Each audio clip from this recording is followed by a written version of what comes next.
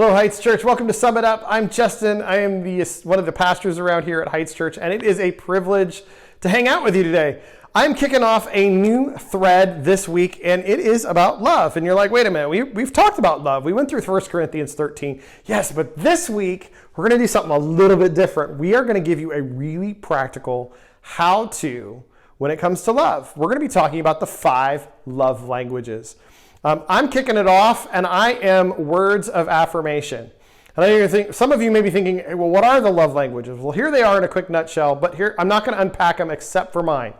They are words of affirmation, physical touch, time, spending time with somebody, service like doing things for them, and gifts, like giving them presents. Some people really love to do that, and that's their thing. But for me, it's words of affirmation. So here's what I'm going to share with you today. I'm going to show you a couple insights into how these languages work. I'm going to show you some really practical examples of what words of affirmation look like, and I'm going to give you a couple pitfalls to be cautious about because I think they're important. And then I'm going to give you a challenge. So a couple insights. Insight number 1 is this. Sometimes we expect people to speak the same language that we use ourselves. Here's what happens. So I am a words of affirmation guy. I sometimes fall into this trap where I expect people around me to tell me they love me. Now, the problem with that is that sometimes their language may be something else. Perfect example, my wife is gifts and really acts of service. Those are her 2 primary languages.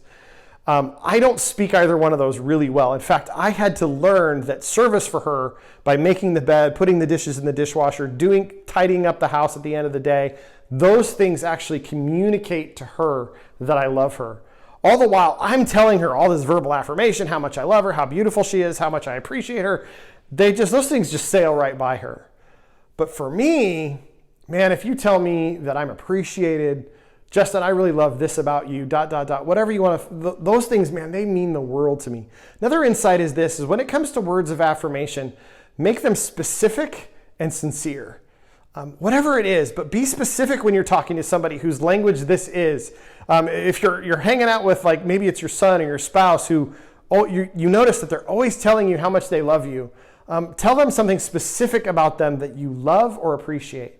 Those words, man, they drip and they fill our souls in such a beautiful way.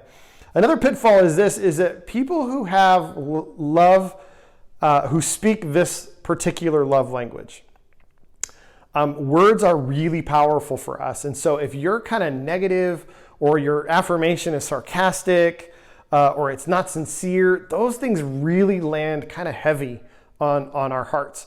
Again, not to drag on anybody or pick on anybody, but just be aware that words are really powerful, especially for folks whose words of affirmation is just kind of what love looks like for them. Here's what I want to do. I want to give you some really practical examples because it's not just always, I love you, I appreciate you, gosh, you're really good at that. Let me give you some specifics. I'm going to call out some people in my life and just tell them some words of affirmation because sometimes people just need to hear it. And I want to show you what it looks like from me in my own life because these are honestly things that I would say or have said to some of these folks. First one's Stacy, my wife. I absolutely admire your faith in people and your kindness to me.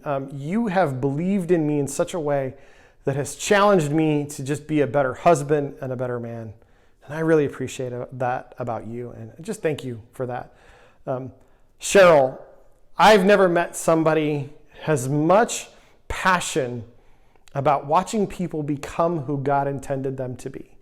And the truth is, I would not be standing here if it wasn't for you. And I appreciate you for that. Roger Chance, man, I absolutely, utterly admire the way you love people. You are never afraid to get your hands into the dirt and into people's lives and into the brokenness. And how you love your men in your life group, man, it just challenges me to love well. And I thank you so much for your friendship. I love hearing how your group went every week. Zachary, my son, I am so proud of the man that you're becoming because I'm watching you make decisions and stand on your own 2 feet. And even when you struggle, I'm just really proud of the fact that you keep moving forward. I love you.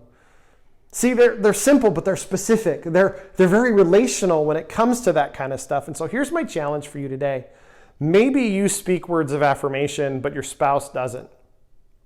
Or your significant other, or another friend, or your kids, or anyone in your life.